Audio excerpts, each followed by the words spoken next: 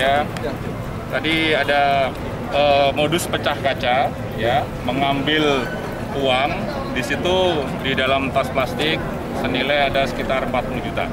Ya, 40 juta uang yang baru ditukarkan di Bank Mandiri oleh masyarakat, ditaruhlah di dalam mobil, dalam tas plastik. Ya. Setelah itu ada yang melakukan ya upaya pembobolan terhadap kaca, pemecahan kaca, diambillah uang itu. Ya, diambillah uang itu di dalam tas plastik. Ya, yang terambil hanya 19 juta. Ya, yang 21 juta masih terjatuh di luar mobil. Pelakunya gimana? Ya, kita masih melakukan penyelidikan. Tadi sudah olah TKP, ya, olah TKP.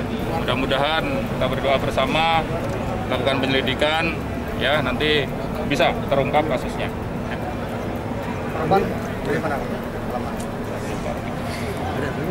Ini pelakunya naik apa ya? Naik motor apa naik mobil? Naik motor. Ya, untuk pelakunya masih kami dalami dulu, kami cari saksi-saksi dan CCTV yang ada di sekitar situ. Ya, indikasinya pelakunya 2 orang. Sepeda motor. Untuk korban.